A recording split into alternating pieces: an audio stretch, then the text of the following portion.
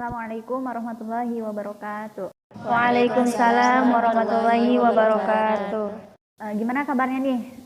Alhamdulillah baik. Baik ya. Ya, Teman-teman di sini kita ngobrol-ngobrol santai aja ya, bareng alumni angkatan yang berbeda-beda dengan predikat apa ya? Mungkin lulusan terbaik kali ya. Pertama kita perkenalan dulu nih. Mungkin dari Utisna, silahkan diperkenalkan nama lengkapnya, kemudian panggilannya, dan angkatan berapa? Silahkan. Bismillahirrahmanirrahim. Assalamualaikum warahmatullahi wabarakatuh. Assalamualaikum warahmatullahi wabarakatuh. Udah kenal kan namanya Hisna Bila Humayroh gitu. Suka dipanggil Hisna, sama teman-teman kadang dipanggil Nabil. Ya, gitu. Dari angkatan alhamdulillah masih anget kemarin 24 gitu. Selanjutnya. Iya, nama Ana, pengennya Ana aja ya, biar enak. Iya, Namanya boleh. Siti Masito, boleh panggil Masito. Ana dari angkatan 22. Di angkatan 22. Berarti di bawah saya ya. Di bawah Ana. Baik, perkenalkan nama saya Syafira Nurfatia, biasa dipanggil Syafira dari angkatan 23. Di angkatan 23. Nah, itu barusan perkenalan dari masing-masing angkatan. Nah, kalian kan lulusan terbaik gitu ya.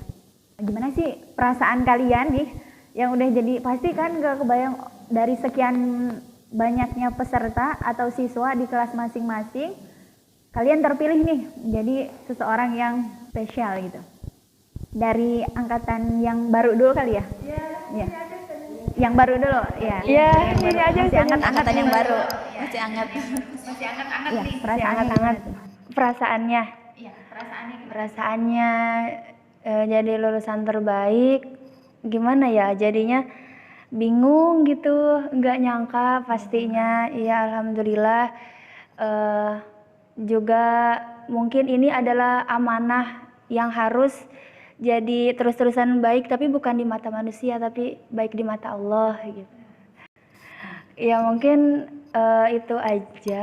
Itu aja. Jadi pas pertama kali di panggung kan pasti semua orang pada deg-degan tuh menunggu nama siapa yang dipanggil. Itu gimana tuh perasaannya? Pertama dari awal itu udah pasrah aja sama hasil gitu, pasrah sama hasil.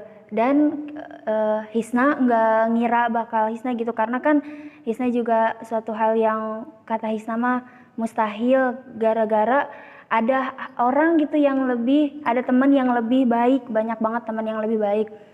Dari kelas A nunjukin kalau mereka tuh lebih layak gitu disandang lulusan terbaik, dan semua orang itu pantas buat bisa menerima lulusan terbaik. Semua orang itu bisa jadi lulusan terbaik gitu teh. Nah, itu kan dari angkatan yang baru-baru tuh ya. Dan di angkatan yang udah lama, bukan udah lama ya gitu. Jadi 3 tahun yang lalu, Bani pernah nyangka nggak sih bakalan jadi lulusan terbaik? Mungkin kalau nggak nyangka ya pasti semua orang juga nggak nyangka gitu kan. Entah dilihat dari apa atau dilihat dari mana gitu kan, kita itu pantas gitu jadi lulusan terbaik. Tapi mungkin orang lain melihat dari proses atau seperti apa. Tapi sekali lagi itu jadi amanah yang besar juga, karena kan lulusan terbaik itu pasti banyak dilihat orang, banyak dicontoh orang gitu kan. Ya bagaimana cara kita memantaskan diri atau seperti apa gitu kan.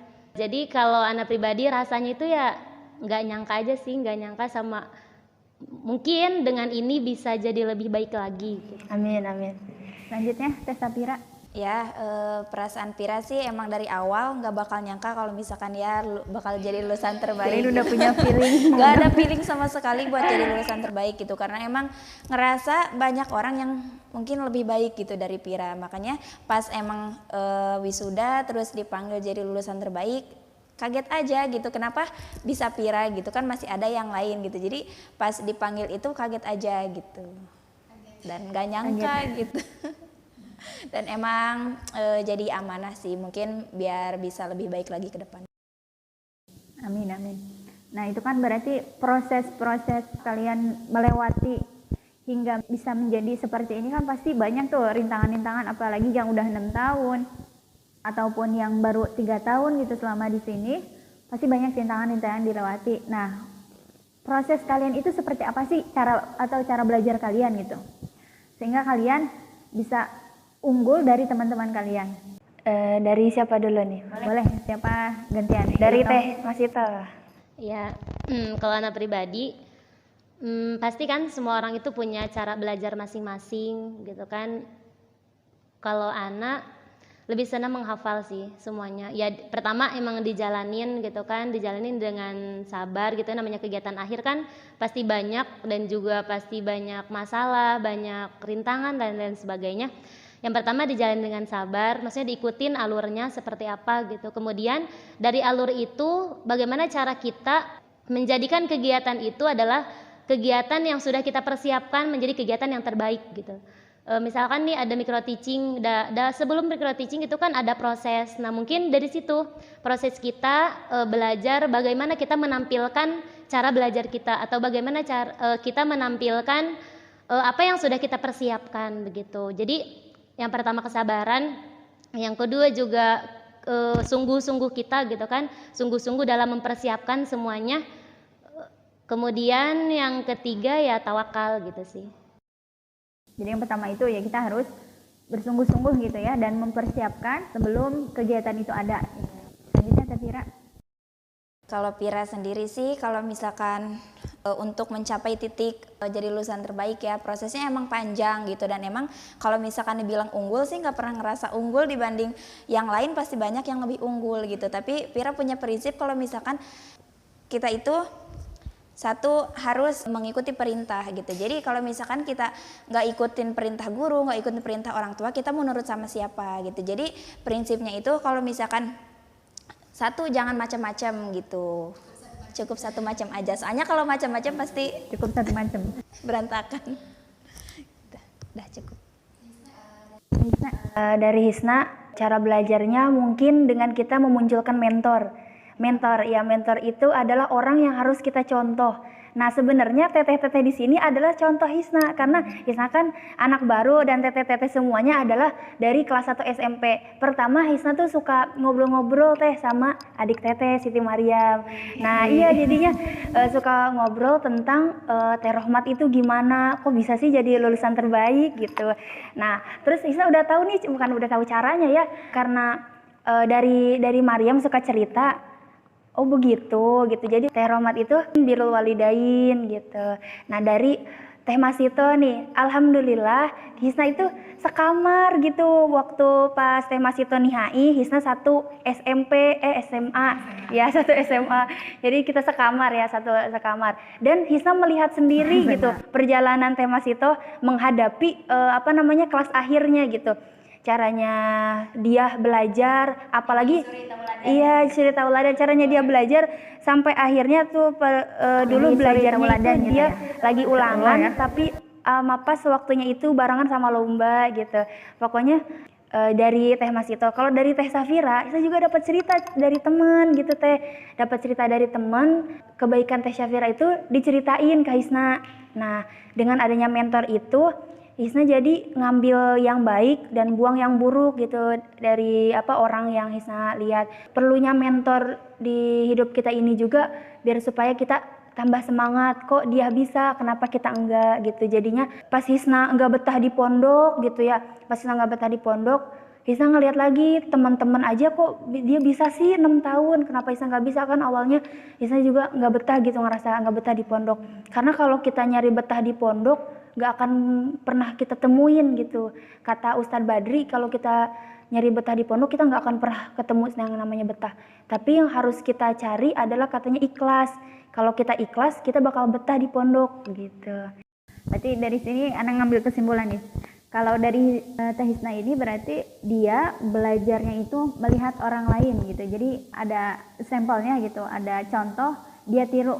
Itu yang saya pelajari. Kemudian yang saya pahami dari Teh itu dia mempersiapkan sebelum dia menghadapi suatu kegiatan atau suatu ujian. Kalau dari Teh Pira itu, dia itu cukup satu macam, jangan bermacam-macam. Itu dari Teh Pira, itu ya. Pasti setiap orang memiliki cara belajar masing-masing. Nah, pernah nggak sih punya kesan yang bikin kalian masih ingat gitu dari kalian pas pertama masuk hingga sampai sekarang, kira-kira ada nggak yang benar-benar berkesan?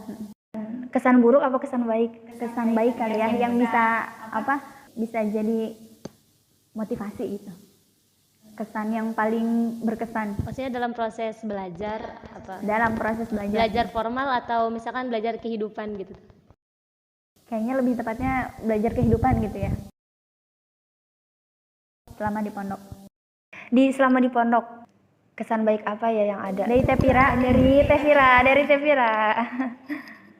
Ya, kesan sih yang bisa diambil gitu ya selama belajar di pondok banyak banget gitu ya, dari kesan belajar kehidupan gitu. Kalau dari mulai belajar formalnya di sini gitu, dari kehidupan kan kita jauh dari orang tua gitu, jadi berkesan banget gitu kan. Gak semua orang bisa gitu jauh dari orang tua gitu kan. Jadi beruntung banget sekarang itu Pira sendiri beruntung banget. Pira bisa mondok, Pira bisa jauh dari orang tua, belajar jauh dari orang tua. Jadi benar-benar berkesan gitu. Selama belajar di pondok juga banyak tuh liku-liku ujian gitu, lika-likunya cobaan, dan alhamdulillahnya juga bisa dijalanin.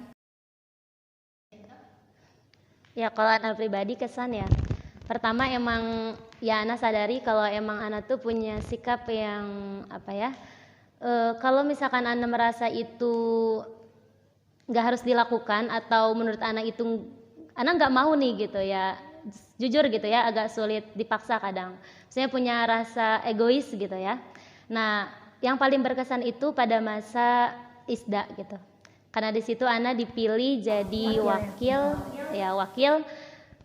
Karena memang kebetulan punya ketua juga yang emang kita sama-sama punya prinsip egois yang tinggi. Nah, di situ adalah kesan hidup yang paling Ana ingat sih sampai hari ini gitu. Maksudnya yang pertama mungkin benar gitu, namanya qadar itu tidak bisa dirubah. Jadi memang sudah di lauhil mahfud gitu ya. Ana nggak bisa menolak buat nggak jadi wakil gitu. Kemudian di samping itu juga prinsip belajar Ana harus tetap dijalankan gitu. Di samping Ana punya organisasi yang harus Ana urus gitu kan. Kemudian Ana juga harus punya target belajar, misalkan di kelas lama ini ya pembelajaran harus seperti biasanya dilakukan gitu. Ya seperti ya ujian-ujian yang harus Ana perjuangkan gitu. Di situ menjadi kesan yang yang paling diingat intinya ya dari kesabaran gitu, kesabaran menghadapi aduk, kesabaran menghadapi teman-teman semua, bagaimana cara kita memanage organisasi begitu. Di situ banyak sekali pelajaran. Ya intinya yang Ana dapetin adalah pelajaran ikhlas gitu. Karena selama ini Ana punya rasa egois itu gitu kan. Dari situ Ana bisa ambil, Ana harus ikhlas. Ini sudah takdir Allah yang Allah berikan. Ini ya bukan ujian ya. Mungkin bisa dibilang ujian hidup juga gitu kan. Di samping harus belajar, di samping juga harus mengurus organisasi gitu. Tapi di situ kita dapat pelajaran buat belajar jadi orang yang ikhlas, menerima, kemudian juga sabar. Ya satu lagi lebih giat lagi gitu, lebih bersungguh-sungguh lagi, karena di samping kita harus berjuang untuk belajar, kita punya tanggung jawab lain begitu. Harus bagi-bagi waktu ya. Nah itu. Kalau Teh Hisna gimana Teh? Kesan baik itu sama kayak Teh Masito. Jadi pas ISDA ya Allah berkesan banget. Jadi bagian kebersihan jadi bisa sapu-sapu ya. Jadi belajarnya belum. Sebelumnya nggak bisa nyapu. Yang belumnya males banget nyapu ya. Yang sebelumnya itu kalau disuruh kanis gitu sama ISDA sebelumnya tuh disuruh kanis lagi gitu. Jadi pas ISDA tuh jadi sapu-sapu gitu. Jadi bagian kebersihan ya? Ya bagian kebersihan. Awalnya jadi kita mah nyalonin awalnya jadi bagian ibadah gitu ya. Pas kelas 4 tuh yang kata panitia takjil. Tapi kesininya malah gak mau jadi bagian ibadah gitu, gak tahu kenapa. Ya jadi pengennya jadi bagian kebersihan. Soalnya ingat omongan temen, kata temen begini pas nanya, ente mau jadi bagian apa? Ana mau jadi bagian kebersihan. Emang kenapa jadi bagian kebersihan? Pas Hisna nanya ke teman ya Teh gitu. Kalau jadi bagian kebersihan itu katanya hina di mata manusia tapi mulia di mata Allah. Kata teman Hisna gitu. Kok dia berpikir kayak gitu ya? Ya udah jadinya akhirnya Hisna jadi bagian kebersihan gitu, meskipun Hisna males nyapu ya Allah. Iya, jadinya berkesan bisa sapu-sapu, nyuruh Ado nyapu, meskipun sama Ado kadang dibilang ngomong dong sama tembok gitu.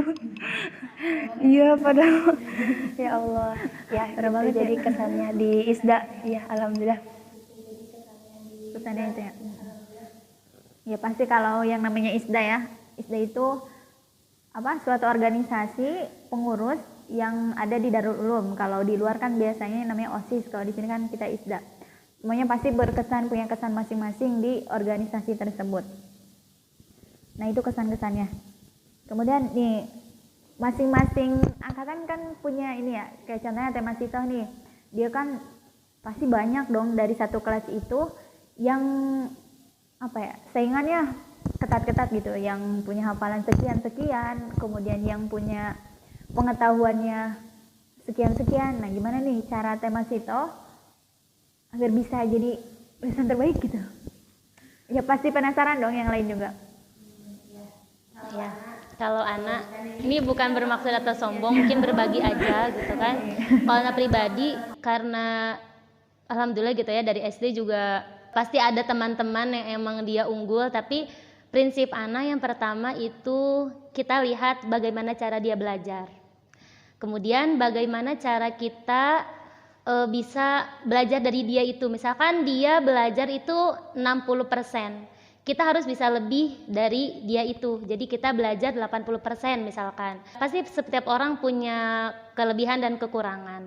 Nah, kelebihan itu mungkin jadi motivasi masing-masing gitu kan, kelebihan supaya kita lebih baik lagi, tapi kan kekurangan mungkin bisa kita perbaiki gitu. Jadi dari situ juga kita bisa lihat kekurangan dia. Oh, dia itu misalkan kurang di pelajaran matematika.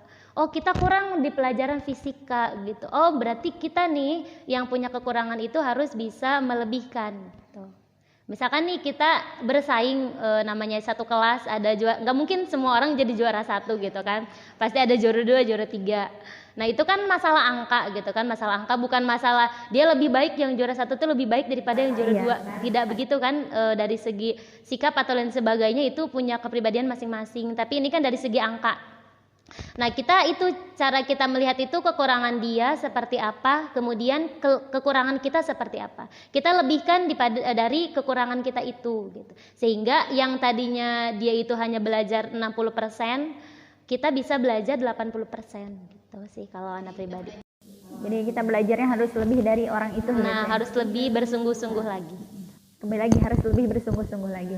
Nah, kalau Teh Sapira nih, Teh Sapira kan dari SMP ya, 6 tahun di sini. Kemudian karena memang musibah apa-apa ya gitu ya. Kemarin itu memang sempat tahun berapa? 2020 ya. Tahun 2020 ini kan dunia itu diiniin sama pandemi. Digoncangkan. Ya, digoncangkan dengan pandemi. Nah, gimana nih caranya Teh Sapira? Pasti di masa pandemi itu kan lebih banyak belajar di rumah gitu dibandingkan di sekolah. Otomatis dengan banyaknya tugas, pasti yang namanya di rumah ya, kita bisa sambil rebahan atau malas-malasan, kita bebas gitu kalau di rumah. Ini bagaimana nih cara Teh Pira bisa jadi lulusan terbaik ini di dalam masa pandemi tersebut? Sedangkan pasti dong banyak saingan-saingannya. Kalau Pira pribadi sih selama pandemi di rumah dan banyaknya tugas yang dikasih gitu, dari mulai kita UAS di rumah, kita hifdzus suwar di rumah, ngerjain risalah di rumah, dan segalanya di rumah, serba di rumah. Jadi Pira ngerjainnya itu kan, kalau tugas itu kadang ngasihnya barengan gitu kan, gak semuanya guru ngasih tuh satu, tapi itu tuh barengan. Cuman kalau Pira kan ngerjainnya satu dulu gitu. Jadi idza faragta fansab wa ila rabbika farghab gitu. Jadi karena kan kalau orang kan ngerjainnya nanti gitu, nunggu dikumpulin. Cuman prinsip Pira kalau udah selesai satu harus ngerjain yang lainnya gitu. Jangan sampai waktu tuh kosong gitu. Selama di rumah sih yang Pira rasain selama pandemi kemarin gitu. Jadi banyaknya tugas yang Pira dapetin dari guru-guru, Pira jalaninnya satu-satu. Berarti nggak pernah nunda-nunda tugas gitu ya? Alhamdulillah. Wah, idaman ini. Selanjutnya Teh Hisna, kalau kita perhatikan ya, kalau nggak salah gitu, setahu anak dari anak kelas SMP di sini, hatta terakhir siapa? Sapira, angkatan Sapira. Baru sekarang nih, kalau nggak salah. baru sekarang yang lulusan terbaik itu diambil dari kelas 4 di sini gitu. Jadi nggak berawal dari SMP. Kan pasti itu banyak tuh kan yang tadi bilang bahwa kelas A itu mereka itu menonjolkan bahwa mereka lebih pantas. Nah itu Teh Hisna gimana tuh caranya? Setiap orang itu pasti bisa jadi lulusan terbaik. Nah awalnya karena Hisna melihat teteh yang itu kok bisa jadi lulusan terbaik ya, bisa jadi lulusan terbaik. Mustahil Hisna mau jadi lulusan terbaik. Tapi kadang hati suka bilang gini, Allah itu maha mungkin gitu. Allah itu bisa menciptakan hal yang mustahil gitu. Hisna ngobrol sama guru-guru, Bu, emang bisa anak baru jadi lulusan terbaik? Oh bisa katanya, tapi kamu berdoanya jangan jadi lulusan terbaik. Karena setiap orang pasti bisa jadi lulusan terbaik. Kamu berdoanya jadi lulusan yang husnul khotimah katanya gitu. Oh gitu ya Bu, iya. Kata banyak guru-guru yang bilang gitu, termasuk Teh Safira sendiri. Saya sering ngomong, Teh Safira gimana sih caranya jadi lulusan terbaik? Jadi pengen gitu, soalnya Ibu Hisna tuh sampai nge-upload fotonya Teh Safira pas jadi lulusan terbaik gitu kan. Terus abis itu yakin aja dalam hati, maaf ini mah maksudnya kan kita sharing gitu ya Teh ya, sharing, yakin karena kita harus positive thinking kali ya. Dari setiap doa, dari setiap pikiran kita itu adalah doa kita gitu. Pikiran kita adalah doa kita. Kalau kita berpikir kita bakal jadi buruk, maka itulah yang terjadi, kita akan jadi buruk gitu. Dari situ Hisna berpikir Allah maha mungkin. Allah maha mungkin. Allah itu bisa memungkinkan suatu hal yang mustahil. Kamu bisa, tapi kamu jangan pernah berdoa jadi lulusan terbaik. Kamu jangan pernah berdoa jadi lulusan terbaik. Doa kamu cukup jadi lulusan husnul khotimah. Bukan buat diri kamu sendiri, ya minimal buat orang lain gitu. Dari situ kekuatan pikiran. Setiap pikiran kita adalah doa gitu. Setiap pikiran kita adalah doa. Nah, setiap doa itu pasti dikabulkan. Hatta itu doa yang positif maupun negatif. Doa itu pasti dikabulkan. Kalau kita berpikirnya negatif, pasti itulah yang terjadi. Hasilnya pasti akan negatif. Berpikir positif. Pertama berpikir positif. Doa orang tua gitu. Kalau kita udah berpikir positif, kita akan bisa menjadi apa yang kita pengenin gitu. Faktanya itu bukan tentang kita hadapi. Misalnya kita menghadapi fakta tentang risalah. Risalah ini ditolak mulu. Tapi kita harus bilang, iya ditolak mulu. Nah itulah yang terjadi, kita bakal ditolak mulu. Dengan risalah ditolak, kita harus bilang, wah keren itu, bagus. Nah itulah yang terjadi, maka hasilnya akan keren, akan bagus gitu. Pada saat Fathul Qutub itu referensinya kurang. Keren itu, jadi kita jadi sering bilang keren itu, bagus itu. Meskipun hal itu tuh nggak keren gitu, Jadi fakta itu kita bikin hal yang mungkin gimana ya jadinya. Contohnya Amaliyah Tadris gitu, Amaliyah Tadris kan kita ngajarnya teman-teman. Jangan kita berpikir teman-teman udah pada gede, udah pada pinter, kita mau belajar apa ini ya? Kita juga kemampuannya terbatas, ngajarin teman-teman udah kayak dosen gitu. Tapi kita berpikirnya, oh iya teman-teman keren, harus berpikir keren itu artinya keren itu jadi doa kita gitu.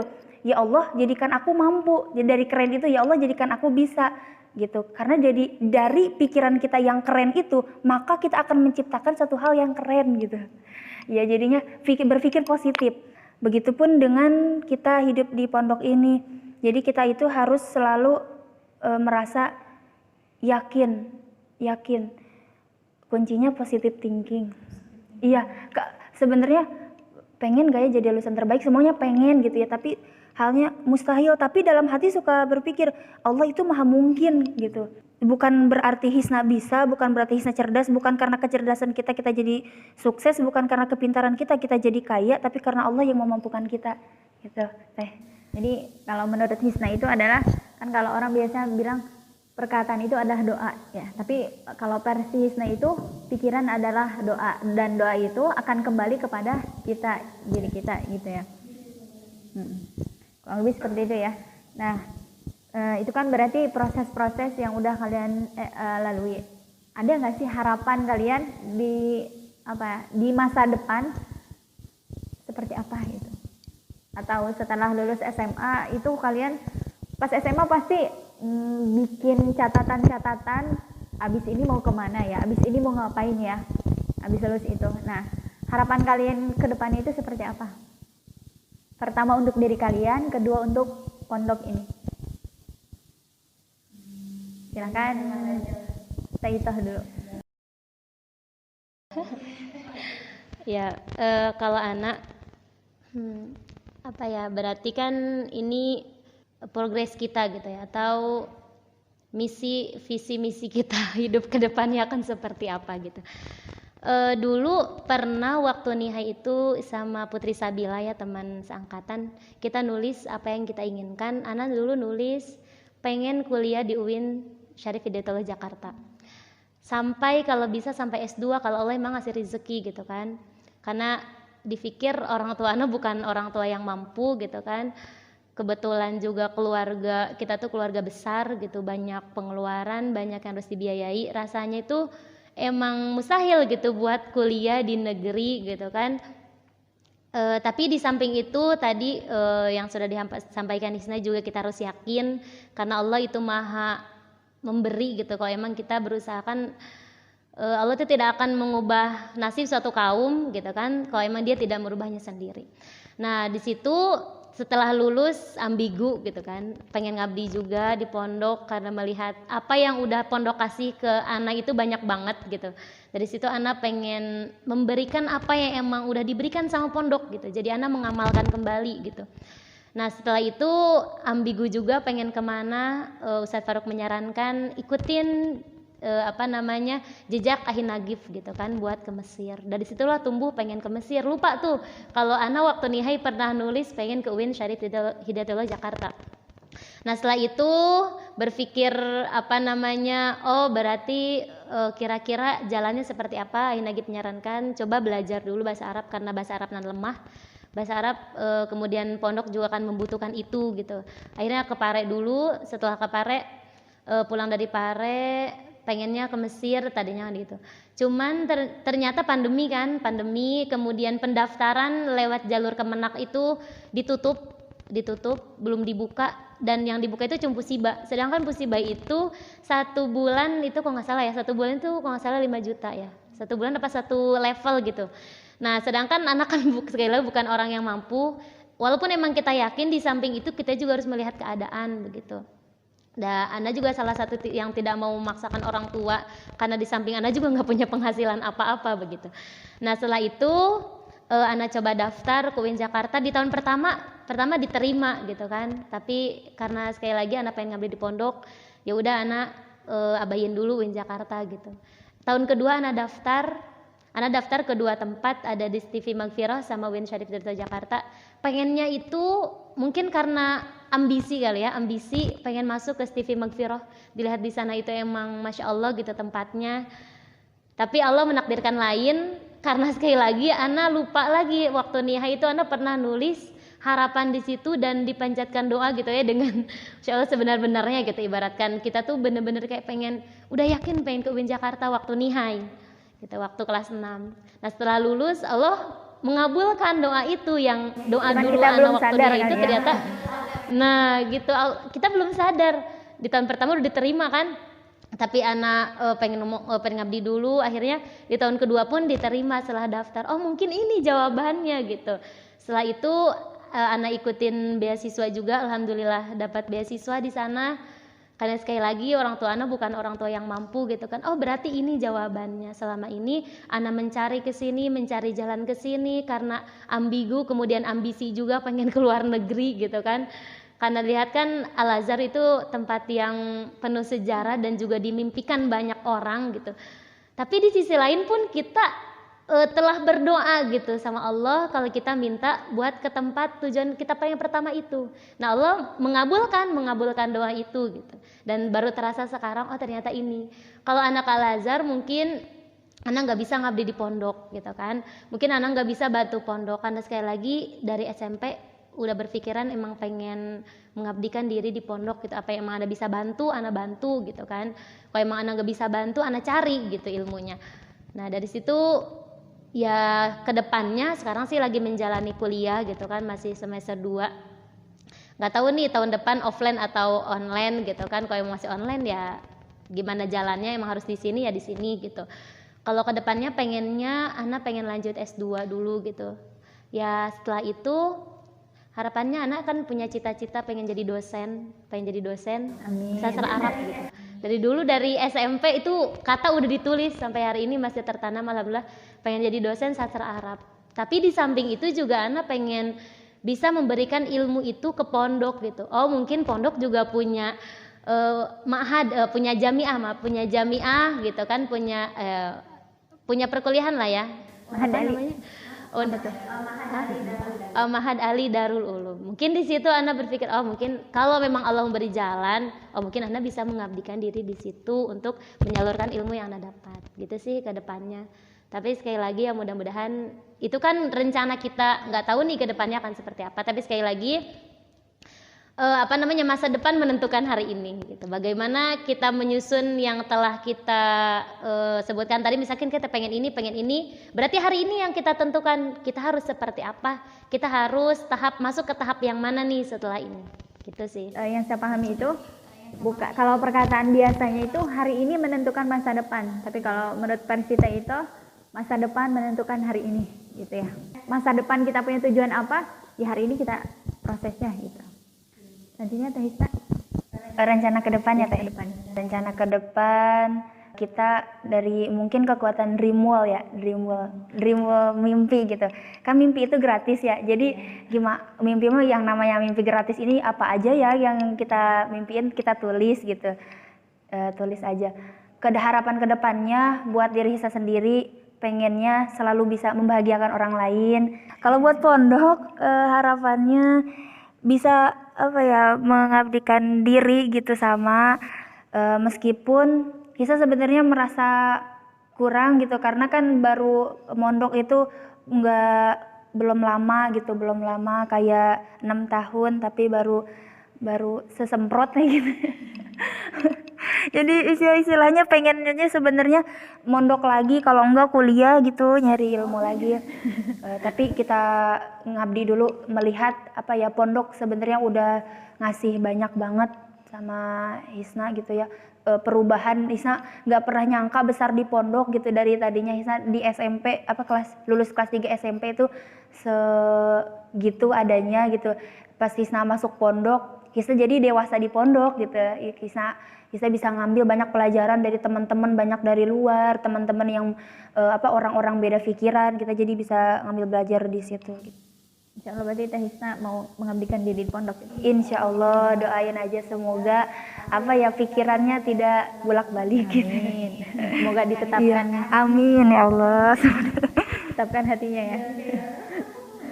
Biasa kalau habis lulus pasti masih ambigu ya, masih orang pengen ke sini, orang pengen ke sono, pasti kalau padahal kita itu sudah memanjatkan, kadang kita ya itu kayak itu Allah sudah mengingatkan tapi dia belum sadar dan akhirnya dia pun sadar mendapat hidayah. Teh Pira gimana Teh Pira buat kedepannya? Kalau Pira pribadi sih harapan buat kedepannya yang pertama bisa lebih baik lagi dari hari kemarin, dari hari sebelumnya, dan bisa bermanfaat juga bagi orang lain gitu. Untuk harapan untuk kedepannya juga sedang diikhtiarkan, sedang diusahakan, dan kita kan sebagai manusia hanya bisa berusaha dan Allah yang menentukan gitu. Jadi sekarang lagi Pira usaha ini buat kuliah kesana kesini gitu. Jadi nanti semuanya atau hasilnya Pira serahin sama Allah gitu. Dan untuk pondok harapannya bisa ngasih apa yang udah pondok kasih ke Pira gitu. Jadi pengennya ngabdi di sini gitu sampai punya anak cucu di sini gitu. Amin. Nah itu kan hanya harapan gitu, itu kan harapannya gitu. Cuman kan Allah nggak tahu nih nakdirnya nanti gimana gitu. Berarti itu ya, alhamdulillah juga nih ketiga lulusan terbaik ini, Teh Ito sama Teh Pira semenjak lulus SMA mereka sudah mengabdikan diri di pondok. Dan Teh Hisna OTW ya? Iya OTW. Nah itulah proses masing-masing, tadi udah dijelasin ya bahwa masing-masing punya cerita masa di pondoknya seperti apa, kemudian harapan-harapan untuk kedepannya seperti apa. Semoga harapan-harapannya bisa terkabul. Nah untuk itu sebelum kita closing, Ani minta nih dari teman-teman sekalian, pesan atau suatu motivasi biar kita itu bisa belajar yang giat seperti apa? Bersifatnya umum ya, entah itu untuk adik kelas ataupun buat orang-orang yang mendengarkan podcast kita ini. Silakan dari Teh Safira. Pesannya untuk umum ya. Jadi pertama kita harus jadi diri kita sendiri gitu, jalanin semuanya dengan ikhlas, dengan sabar. Insya Allah Allah kasih apa yang kita inginkan. Terus percaya pada diri sendiri juga. Teh Masita. Mungkin sebagian sudah disebutkan sama Syafira, karena nambahin kita harus punya moto hidup yang akan kita jalankan ke depannya, yang akan memotivasi diri kita. Kalau anak pribadi punya moto ijhad wala taksal wala takun ghafilan fanada matulukba liman yatakasal. Bersungguh-sungguhlah dan jangan malas dan jangan jadi orang yang lengah. Karena sesungguhnya penyesalan itu karena orang-orang yang malas. Gitu aja sih, cukup. Teh Hisa. Kehabisan. Jadi pesannya hati-hati dalam berpikir, jadi positive thinking. Terus juga jangan rindu pujian, jangan takut cacian. Dimanapun kalian semua berdakwah atau melakukan kebaikan, di sanalah pahala berlimpah. Setiap kebaikan pasti akan ada balasannya, karena gimana teh itu hadisnya yang kata kullu ma'rufin sedekah, jadi setiap kebaikan adalah sedekah. Iya. Jadi cukup. Ya, terima kasih banyak kepada teman-teman yang telah memberikan cerita-ceritanya, telah memberikan kesan-kesannya juga. Semoga apa yang diharapkan dan apa yang sekarang hari ini sedang kalian rencanakan atau sedang kalian jalankan, semoga semuanya tercapai. Cukup sekian mungkin dari saya. Mohon maaf semuanya waktunya. Terima kasih banyak. Wassalamualaikum warahmatullahi wabarakatuh. Waalaikumsalam warahmatullahi Waalaikumsalam wabarakatuh. warahmatullahi wabarakatuh.